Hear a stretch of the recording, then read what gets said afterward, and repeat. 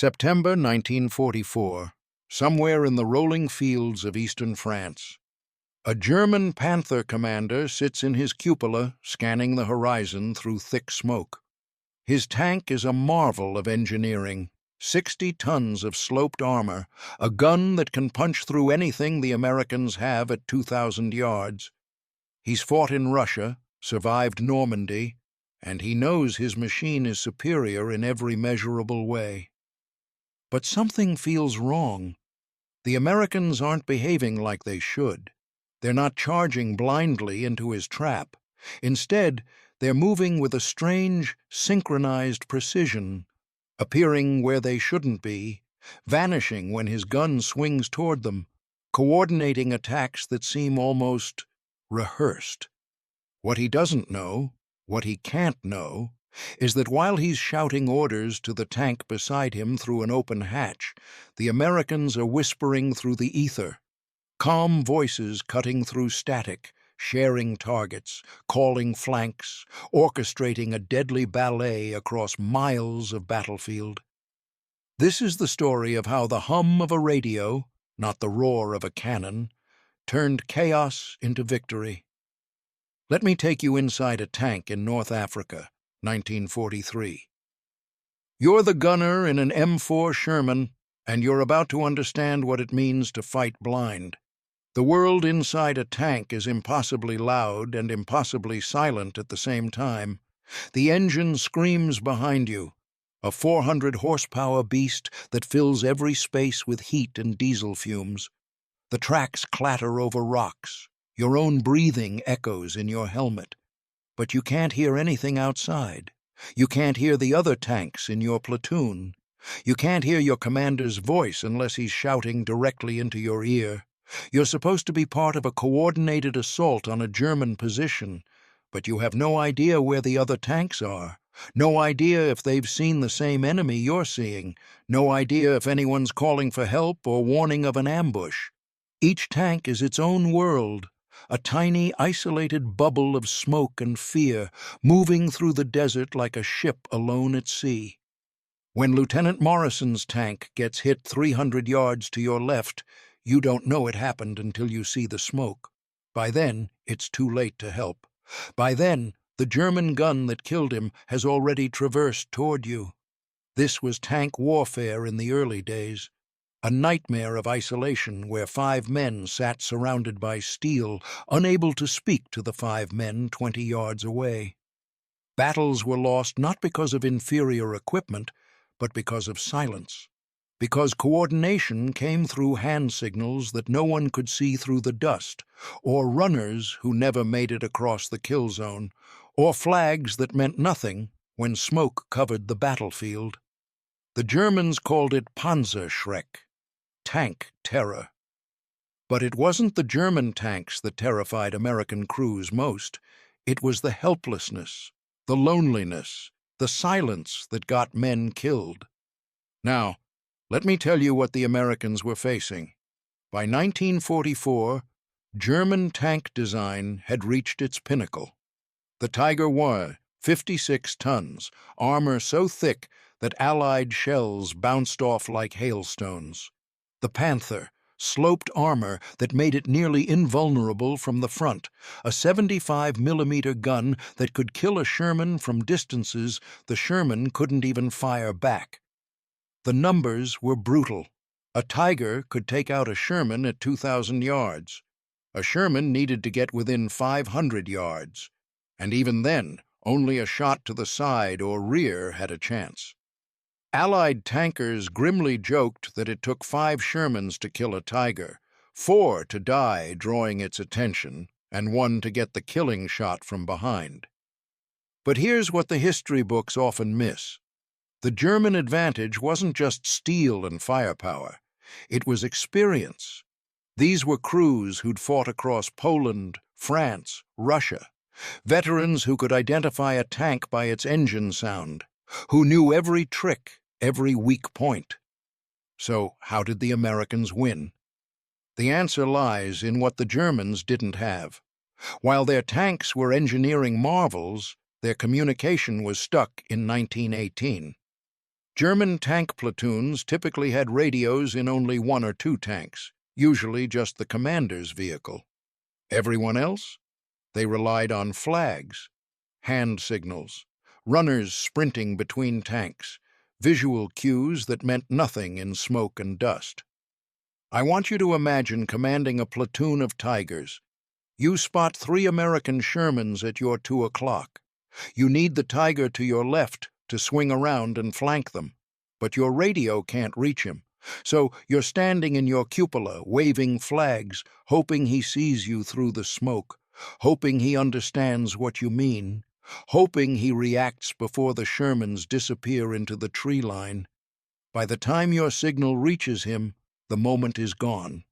The Tigers could destroy anything in front of them, but they couldn't talk to the tank beside them, and in the chaos of battle, silence is death. The U.S. Army learned this lesson the hard way, written in blood across the sands of North Africa. Kasserine Pass, February 1943. It was America's first major tank battle against the Germans, and it was a disaster. Not because American tanks were inferior, though they were, but because American coordination was non-existent. Units got separated. Commanders couldn't communicate. Reinforcements arrived at the wrong place, or too late, or not at all. German forces under Rommel tore through American lines like paper. U.S. forces lost over 6,000 men, 183 tanks, hundreds of vehicles. It was a humiliation that shook the entire Allied command. But in the wreckage of that defeat, American military planners saw something the Germans missed. The problem wasn't the steel, it was the silence. It wasn't that American tanks couldn't fight, it was that they couldn't coordinate. A German Tiger might be able to destroy 3 Shermans in a straight fight. But what if those 3 Shermans could communicate perfectly? What if they could coordinate their movements, share targeting information, call for artillery support, redirect airstrikes, all within seconds? What if the Americans could turn 5 separate tanks into one thinking, moving, fighting organism? That's when everything changed. That's when U.S. Army Ordnance and the Signal Corps began working on something that would transform warfare forever. They weren't building a better tank. They were building a better connection. The radio itself wasn't new. By 1941, radio technology was everywhere, in airplanes, in ships, in command posts. But tanks? Tanks were a different beast. Everything about a tank tried to kill a radio. The violent shaking as tracks pounded over rough ground, the electromagnetic interference from the engine and electrical systems, the heat, sometimes reaching 120 degrees inside the crew compartment, the dust and moisture, the constant vibration that could shake delicate vacuum tubes to pieces. And then there was the space problem. Tanks were cramped.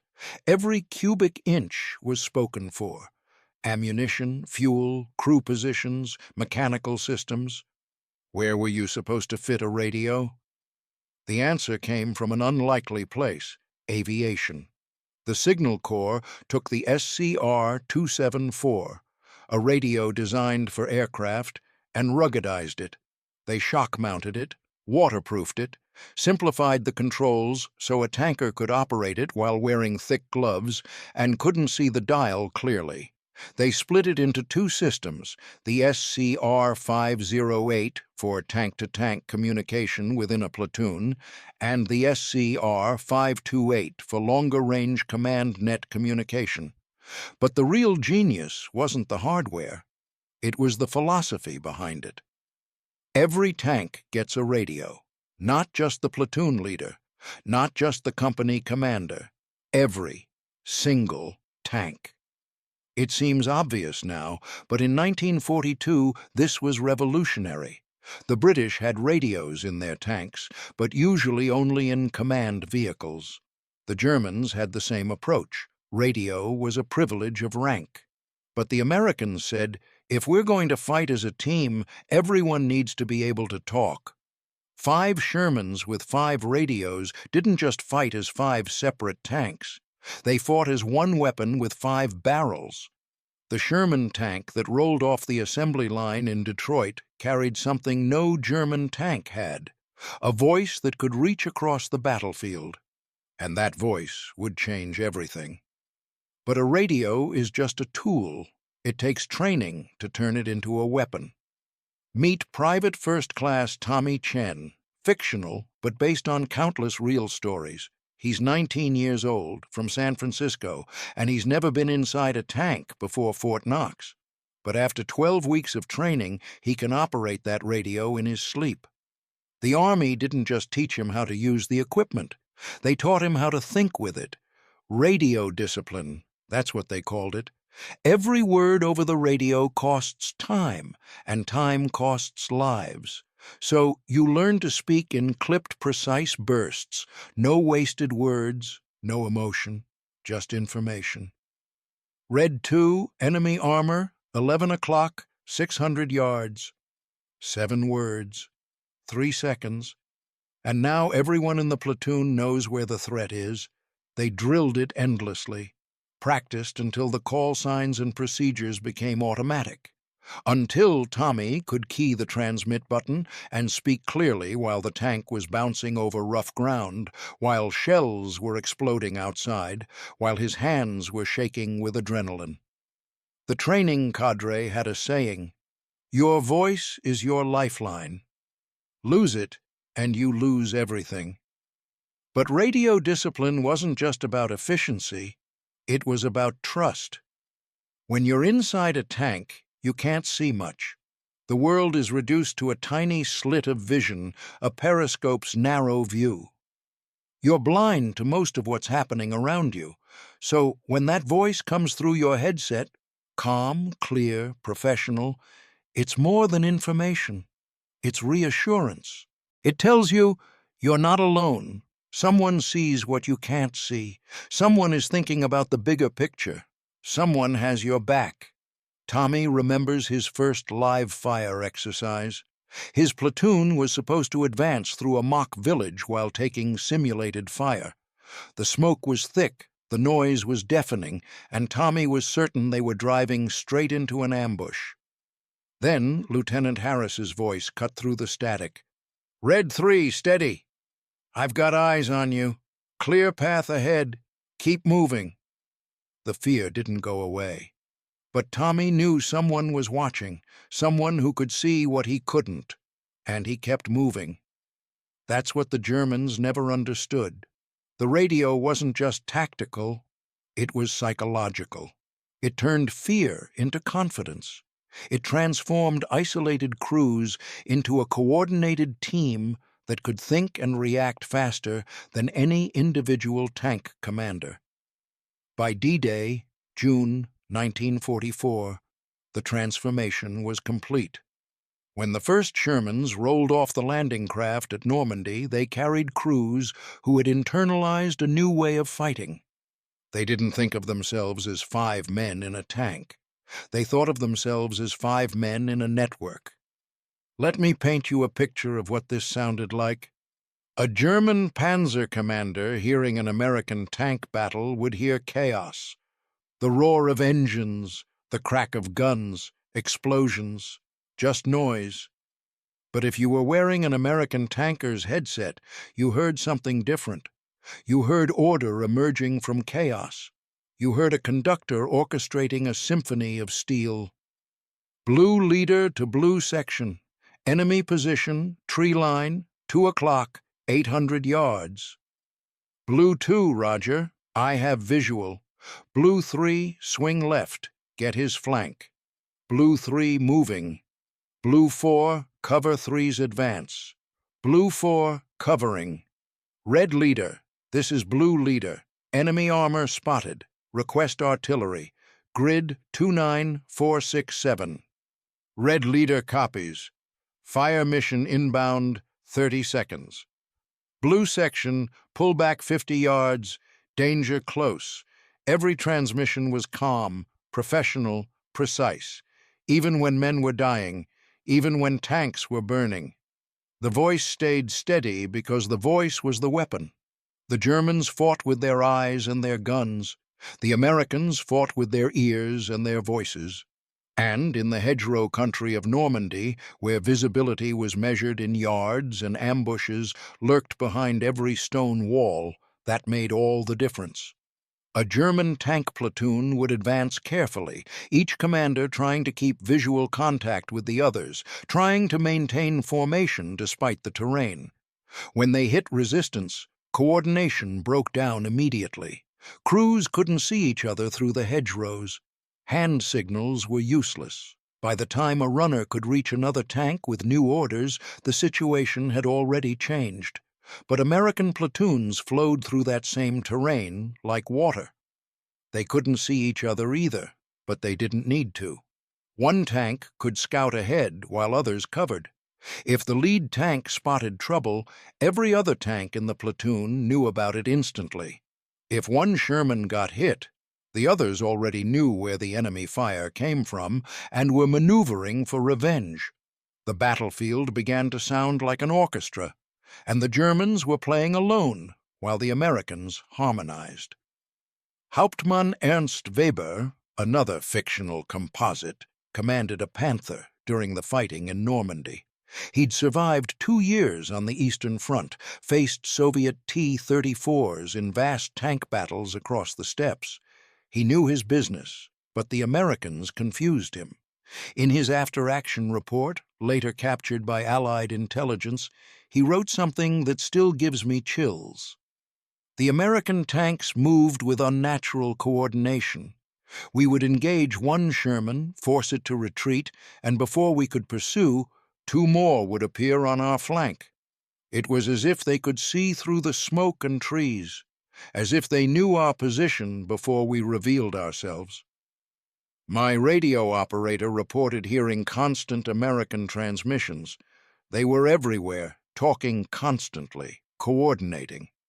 We could not understand their codes, but we understood what it meant. They were never isolated, never alone. We fought individual battles while they fought as one organism. How do you kill something that thinks faster than you can aim? Other German reports echo the same bewilderment. POWs captured after American victories would ask their interrogators, "How did you know where we were? How did you coordinate so quickly? We had you outnumbered, outgunned. How did you win?" The answer was always the same, though the Germans couldn't quite believe it. We talked to each other. That was the secret weapon. Not a miracle of engineering, not a super tank, just communication, just voices cutting through static, sharing information, thinking collectively. One captured German officer put it perfectly. "Your tank is weaker, but your connection is stronger, and connection wins." July 1944, just after the breakout from Normandy. A platoon of Shermans from the 2nd Armored Division is advancing through hedgerow country toward the village of Saint-Lô. This is nightmare terrain for tanks. Every field is a fortress, bordered by ancient earthen walls topped with thick hedgerows, some of them 15 feet high and just as thick. You can't see more than 50 yards in any direction. Every gap in the hedgerows is a potential kill zone. Lieutenant Morrison's platoon, 4 Shermans, gets pinned down by a German anti-tank gun hidden in a farmhouse. The first Sherman that tried to push through took a round through the transmission. It's not destroyed, but it's immobilized, blocking the only route forward. In 1943, this would have been the end. The platoon would be stuck, each tank isolated, unable to coordinate a response. Eventually, German reinforcements would arrive, or the anti-tank gun would pick them off one by one. But this is 1944, and Morrison's platoon has radios. "Red 2, Red 3, this is Red Leader. That anti-tank gun has us pinned. Red 2, can you backtrack and find another route to flank left? Red 2, roger, moving now. Red 3, set smoke on the farmhouse. I'm calling artillery. Red 3, deploying smoke. Anvil 6, this is Red Leader. Fire mission, enemy anti-tank position, grid reference. Within 90 seconds, Red 2 has found a farm track that loops around through the next field. Red 3 has pumped smoke rounds into the farmhouse, blinding the German gunners. And Morrison has called in a fire mission from the division's self-propelled artillery. M7 priests, positioned 3 miles behind the front line. The German crew never has a chance to reposition.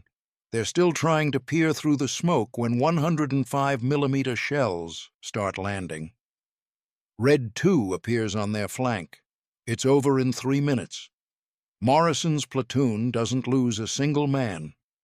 This happened hundreds of times across Normandy. Small unit actions where radio coordination turned potential disasters into victories, where information moved faster than steel, where the ability to communicate transformed tactical problems into tactical opportunities.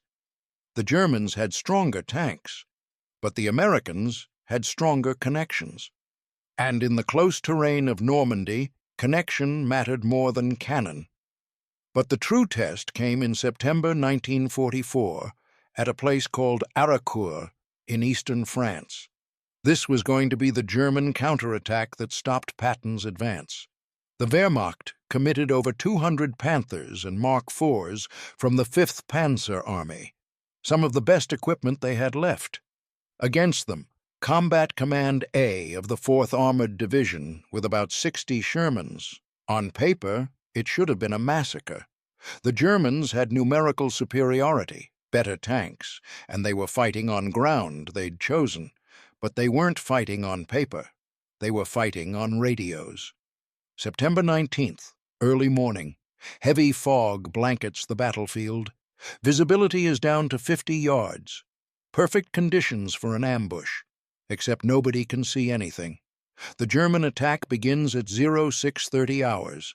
Panthers and Mark IVs roll forward through the fog, trying to maintain formation. But they're essentially blind, each tank advancing alone through the mist, commanders straining to see the tank beside them. The American Shermans are just as blind, but they're not alone. Baker 6, I've got engine sounds, 2 o'clock, close. Baker 6 copies, all Baker units, enemy armor in the fog. Hold positions, let them come to us. Baker 2, I see one, Panther, 70 yards. Baker 2, take the shot when you have it. Baker 3, Baker 4, listen for Baker 2's gun and converge on that position. What happened next became legendary. In the fog, individual Shermans stalked German tanks using sound, coordination, and radio communication. When one Sherman spotted a target and fired, other Shermans would instantly know where the enemy was and converge from multiple directions. The Germans, unable to communicate in the fog, found themselves fighting isolated duels against an enemy that seemed to materialize from nowhere. They'd spot one Sherman, engage it, and then take fire from 2 others they never saw coming. Sergeant Lafayette Poole, a real tanker and one of the war's most successful tank killers, was in his element that day. His Sherman, in the mood, worked in perfect coordination with the other tanks in his platoon. They'd developed a technique. One Sherman would bait German tanks into revealing themselves, while the others circled like wolves.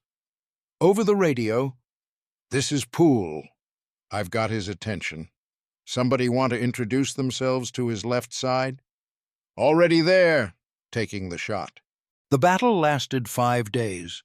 When it was over, the Germans had lost 281 tanks and 100 other armored vehicles. American losses? Fewer than 30 tanks. It wasn't even close. German commanders were stunned. They'd had every advantage except one. They couldn't talk to each other. And that one disadvantage was everything. An American tank commander later recalled, "We couldn't see them in the fog, but we could hear our own. We knew where every friendly tank was, what they were seeing, what they were doing. We fought as one unit with 60 guns. They fought as 60 individual tanks. That's why we won. Arracourt wasn't an anomaly.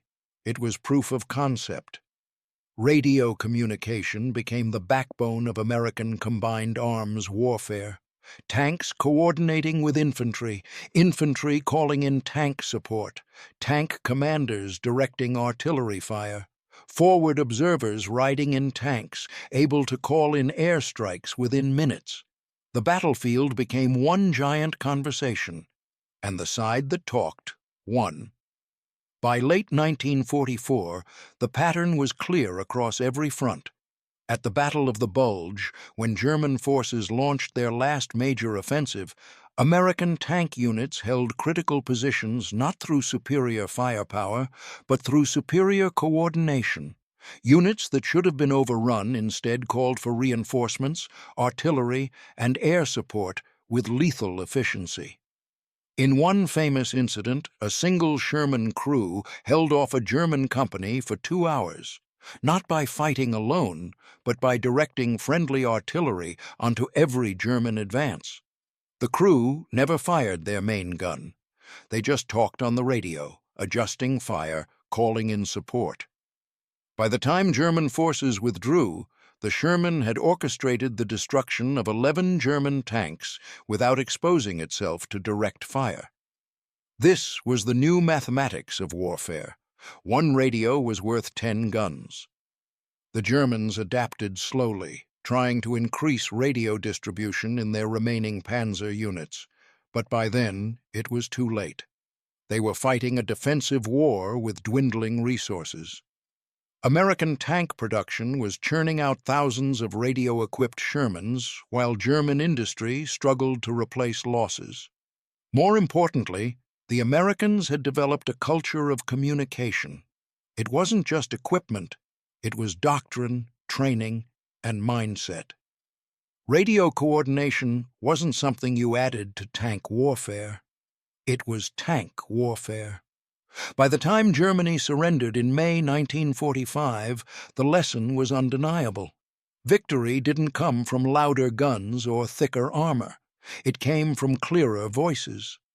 The sound of static, cutting through the chaos of battle, carrying calm words that coordinated violence with surgical precision, that was the sound of victory. The war ended, but the voices remained. Decades later, veterans would recall the same thing. Not the roar of the guns, not the sight of enemy tanks burning, but the sound of the radio, that crackling, imperfect connection that meant survival. "I can still hear Lieutenant Morrison's voice," one veteran told an interviewer in the 1990s. Calm. Always calm, even when everything was falling apart. "Red 2, steady now. I've got you." That voice kept me alive, kept me sane.